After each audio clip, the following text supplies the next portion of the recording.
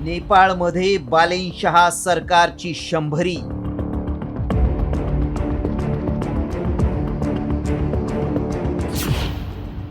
सत्तेवर येताच बालेनशहा भरकटले.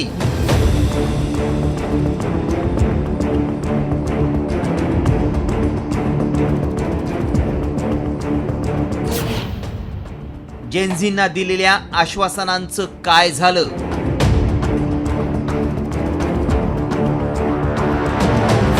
नेपाळमधील सत्तांतर आठवलं की डोळ्यांसमोर येतं ते जेनझींचं आंदोलन. देशातली तरुणाई प्रस्थापितांविरोधात रस्त्यावर उतरली आणि भ्रष्ट नेत्यांना पळता उडी केली. त्यानंतर नेपाळमध्ये जेनझी आंदोलनाच्या लाटेतून सत्तेवर आलं पंतप्रधान बालेनशहा यांचं सरकार. त्यांच्या सरकारला 100 दिवस पूर्ण होत आहेत. जेनझी आंदोलनाच्या ताकदीवर सत्तेत आलेले जगातले पहिले पंतप्रधान म्हणून त्यांच्याकडे पाहिलं गेलं. एप्रिल 2026 मध्ये टाइम मॅगझिननं जगातील 100 सर्वात प्रभावशाली व्यक्तींच्या यादीतही त्यांच्या नावाचा समावेश केला. मात्र त्यांचं 100 दिवसांचं रिपोर्ट कार्ड पाहिल्यानंतर बालेनशहा आश्वासनांची पूर्तता करताना दिसत नाहीत. बालेन यांनी 100 दिवसात 100 कामं पूर्ण करण्याचं आश्वासन दिलं होतं. यापैकी केवळ 36 कामं पूर्ण झाली आहेत, म्हणजे 64 आश्वासनं अपूर्ण आहेत.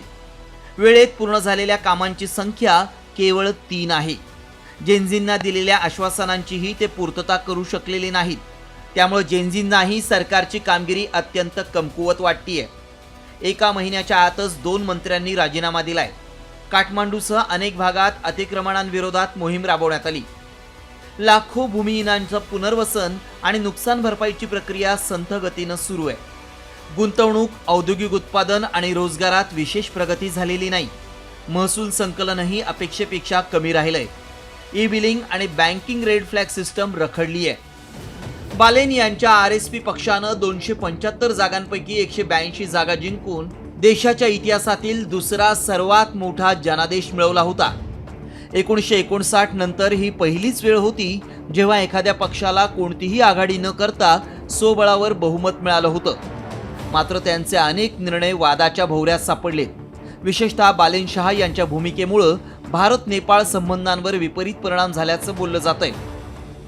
तज्ज्ञांच्या म्हणण्यानुसार बालेनशहा यांच्या 100 दिवसांच्या कारकिर्दीत भारत नेपाळ संबंध बिघडलेत.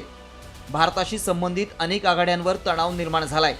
नेपाळी नागरिकांनी भारताकडून 100 रुपयांपेक्षा जास्त किमतीचं सामान आणल्यास त्यावर कर लादण्यात आला. दार्चुला कालापानीबाबत ब्रिटनकडे पुरावे मागण्यात आले आणि कैलास मानसरोवर मार्गाबाबत भारत आणि चीनला डिप्लोमॅटिक नोट पाठवल्यामुळे सीमावाद उफाळून आला. भारतातून फळं आणि भाज्यांच्या आयातीबाबत कडक नियम लागू करण्यात आले. बालेनशहा यांच्या यशाबाबत बोलायचं झाल्यास सत्तेवर येताच माजी पंतप्रधान के.पी. शर्मा ओली आणि माजी गृहमंत्री रमेश लेखक यांना अटक करण्यात आली. अनेक व्यावसायिक आणि माजी अर्थमंत्री विष्णू यांच्यावरही कारवाई झाली. त्यांनी मंत्रालयांची संख्या कमी केली. प्रत्येक मंत्रालयासाठी परफॉर्मन्स इंडिकेटर लागू केला. नागरी सेवकांसाठी आचारसंहितेचा मसुदा तयार केला. 1,500हून अधिक राजकीय नियुक्त्या रद्द केल्या. परीक्षेचे निकाल वेळेत जाहीर झाले. ग्रेडिंग सिस्टम बदलली. ऑनलाईन सट्टेबाजीचे प्लॅटफॉर्मही बंद करण्यात आले. मात्र असं असलं तरी बालेनशहा यांनी दिलेल्या 100 कामांच्या आश्वासनांची अद्याप पूर्तता झालेली नाही. आता येत्या काळात बालेनशहा कोणती भूमिका घेतात, त्यांची कारकीर्द नेपाळी जनतेसाठी आश्वासक ठरते का, हे पाहणं महत्त्वाचं ठरणार आहे. रिपोर्ट साम टीव्ही न्यूज.